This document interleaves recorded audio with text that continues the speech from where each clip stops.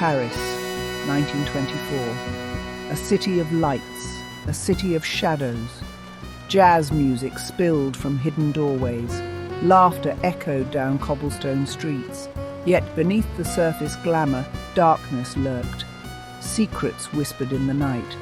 The shadow of the Great War still hung heavy. The city bore the scars of conflict, both visible and unseen.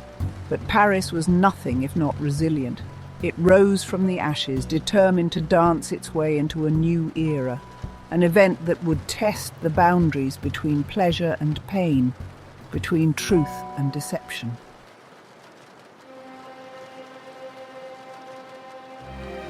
High atop the hills of Montmartre, Chateau Lumière stood watch.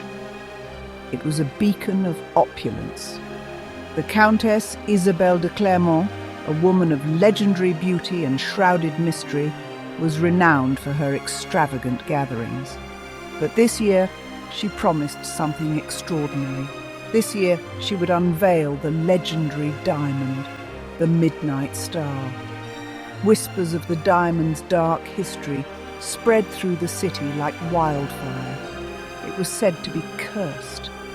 The Midnight Star, with its mesmerizing brilliance and chilling past, became the object of fascination and fear. And tonight, it would take center stage at the Countess's grand Masquerade ball.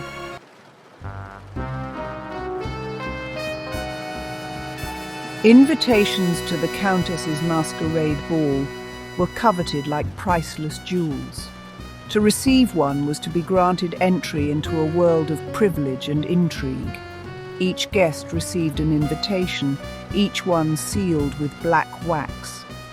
The guests were instructed to come masked. Their identities were to remain a secret, hidden behind elaborate facades.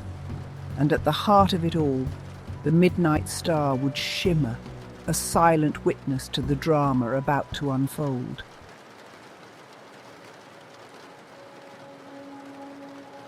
Colette Duval.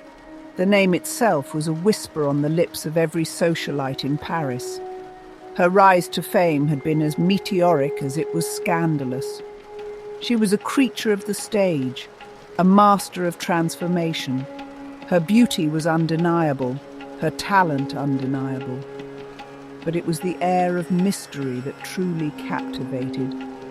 Colette moved through the world with an effortless grace. Her laughter was a tinkling melody, her touch like a caress.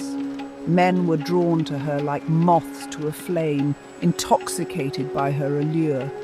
And tonight, she would play her most captivating role yet.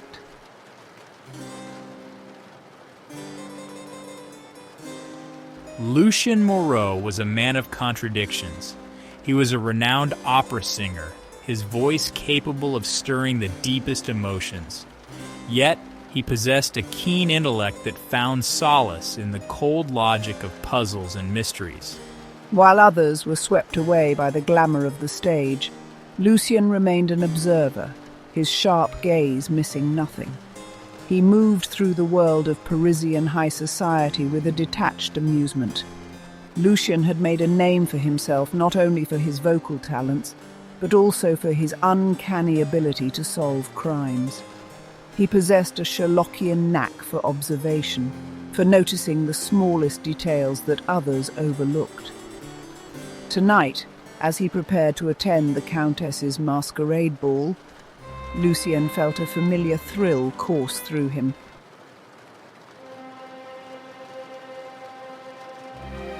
Madame Sabine Lefebvre was a woman who commanded attention. Her wealth was only surpassed by her impeccable taste. She was a renowned art collector, her home a veritable museum of priceless treasures. Charles Beaumont, on the other hand, exuded an air of effortless charm. He was a successful financier, his name synonymous with wealth and influence. Tonight, Madame Lefebvre and Charles Beaumont would find themselves drawn together by a shared secret, a secret that threatened to unravel the carefully constructed facades of their lives.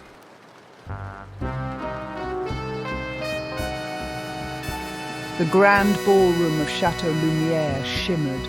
It pulsed with life. Crystal chandeliers cast 1,000 dancing lights. The air thrummed with the seductive rhythms of a jazz band.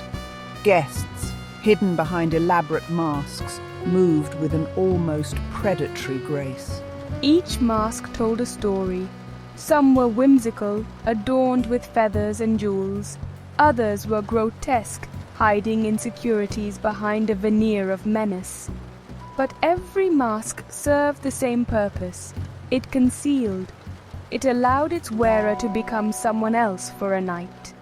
Lucien Moreau, his own mask a simple domino, observed the scene from the periphery. He sipped his champagne slowly, savoring the subtle notes, but his mind raced.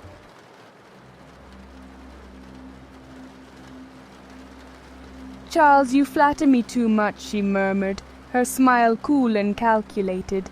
"Only speaking the truth, my dear," he replied, his voice smooth as silk. Conversations, laced with double meanings and veiled threats, drifted through the smoke-filled air. Charles Beaumont, his mask a charmingly roguish affair, attached himself to Colette's side. He leaned in close, whispering compliments, his eyes never leaving her face. Ah, the dance of deception, Lucien mused to himself, his interest piqued. Madame Lefebvre, witnessing the exchange from across the room, clenched her champagne flute so tightly that it threatened to shatter.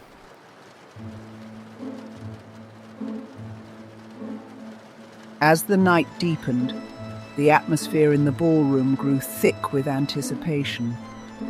The clock ticked relentlessly toward midnight. The Countess Isabel, a vision in crimson silk and diamonds, glided through the crowd, the perfect hostess.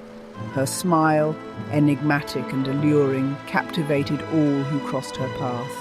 There's something off about her, Lucien whispered to himself, a chill running down his spine. The midnight hour approached.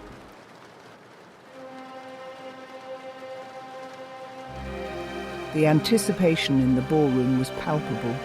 It crackled in the air. Every eye was on the Countess as she stood poised at the top of the grand staircase. Midnight was upon them.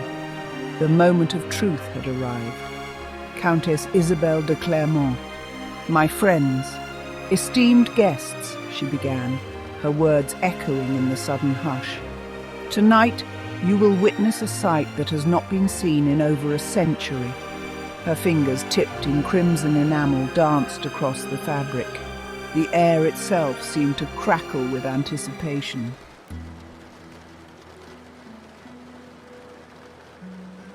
Just as the Countess reached for the cloth, a sudden gust of wind swept through the ballroom. It extinguished the candles one by one, plunging the room into darkness. The music sputtered and died. Gasps rippled through the crowd, followed by a heartbeat of stunned silence. Panic, swift and sharp, pricked at the edges of the darkness. In this darkness, anything was possible.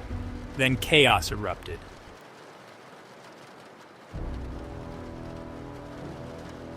A woman's scream, high and piercing, sliced through the darkness.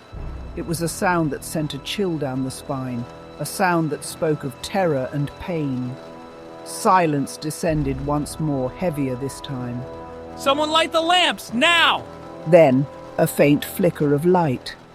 Lucien, his hand shielding the flame, saw the fear etched on the faces around him.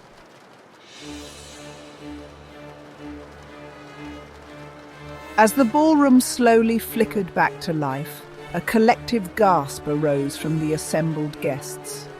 In the center of the room, sprawled beneath a shattered display case, lay Colette Duval. Her lifeless eyes stared up at the ceiling, her once vibrant beauty extinguished. Her silver gown, now stained crimson, shimmered faintly in the flickering candlelight, and clutched in her hand a single black feather. Silent, lifeless. Panic, now given form and substance, threatened to overwhelm the room. The game had begun.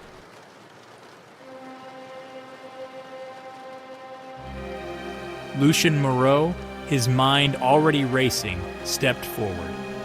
The scent of lilies and blood hung heavy in the air, a macabre perfume that spoke of both beauty and death. He surveyed the scene, his gaze missing nothing. The black velvet cloth, now lying discarded on the floor, seemed to mock the tragedy with its empty promise of spectacle. He knelt beside Colette's body, his movements swift and practiced. He was a detective, and this, his stage.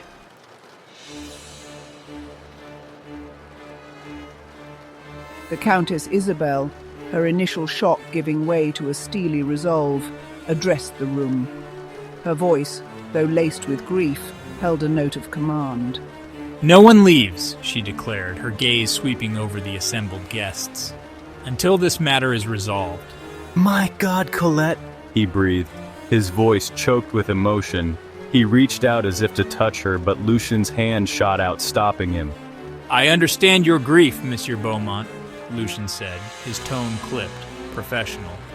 "But I must insist that the scene remain undisturbed." He turned his gaze on the crowd. "I will need to speak with each of you, in private."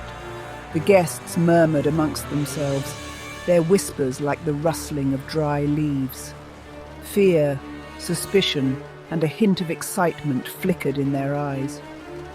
The game had taken an unexpected turn, and they were eager to play their parts.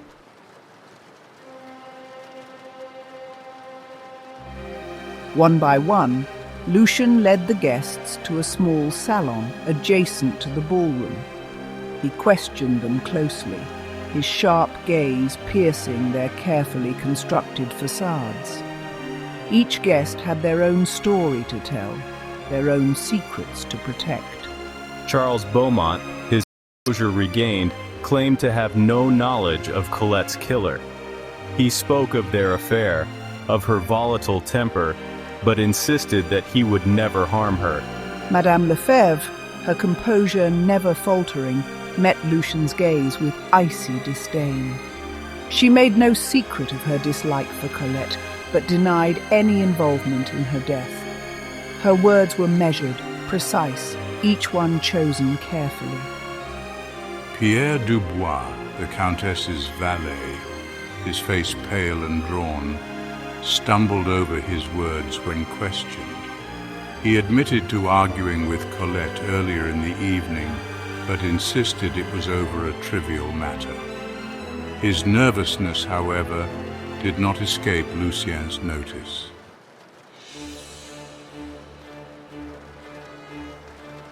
As the night wore on, the weight of suspicion pressed down on the guests like a shroud. The masks they had worn so effortlessly began to slip, revealing the fear and guilt that lurked beneath. Piecing together the fragments of their stories, I felt the truth eluding me. Everyone had secrets, everyone had motives, but who among them was capable of murder? He returned to the ballroom, drawn back to the scene of the crime. The body had been removed, but the shattered remnants of the display case remained, a stark reminder of the violence that had shattered the night's festivities. I stood there for a long moment, lost in thought, the silence broken only by the ticking of the grandfather clock in the corner. And as he stood there, a single name echoed through his mind, a name whispered on the wind, a name that sent a chill down his spine. The Countess Isabel.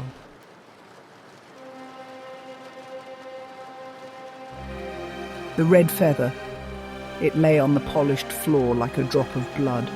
I picked it up carefully, turning it over in my gloved fingers. It was identical to the one the Countess wore in her mask. A chill snaked down my spine. Was it a coincidence? He scanned the ballroom, his gaze sweeping over the scattered debris.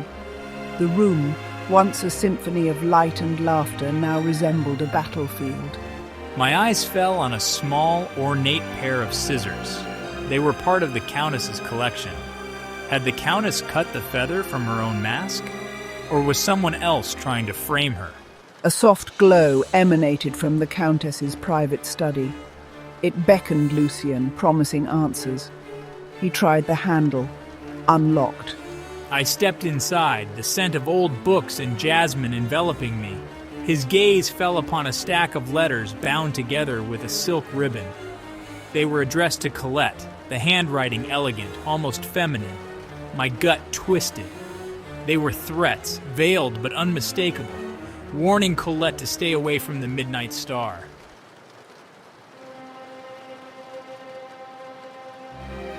A noise from the hallway snapped Lucien back to the present. Footsteps, approaching. He had to hide. He slipped behind a heavy velvet curtain just as the door to the study creaked open. The Countess. She was breathtaking, even in the dim light. Her mask was gone, revealing the sharp angles of her face. But it was her expression that caught Lucien's attention. She was afraid.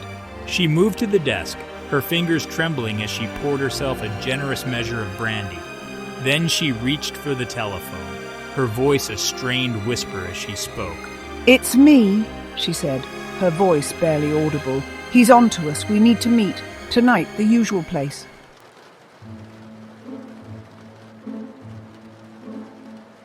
The Countess's words echoed in Lucien's mind. The usual place, a rendezvous point for conspirators. But where? He needed to act quickly. He slipped out of the study, his movements silent as a ghost. The guests, still reeling from the night's events, huddled in small groups, their whispers muted, their eyes darting nervously. No one noticed him. He found the Countess in the grand ballroom, standing beside the shattered display case, her face pale, her eyes red-rimmed. She seemed smaller somehow, diminished by the weight of her secrets. "Countess," Lucien said, his voice low, urgent. "I need your help. I need to know where they are meeting." The Countess looked up, her eyes widening in alarm. I don't know what you're talking about," she stammered, her voice barely a whisper. But Lucien saw the flicker of fear in her eyes. He knew she was lying.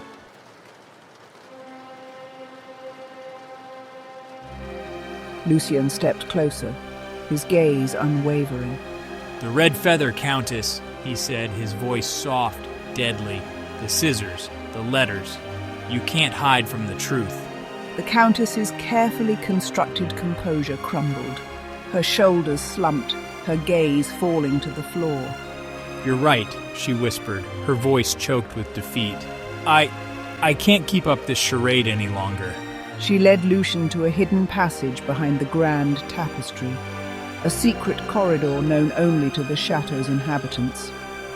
They descended into the darkness, the air thick with the scent of damp earth and forgotten secrets.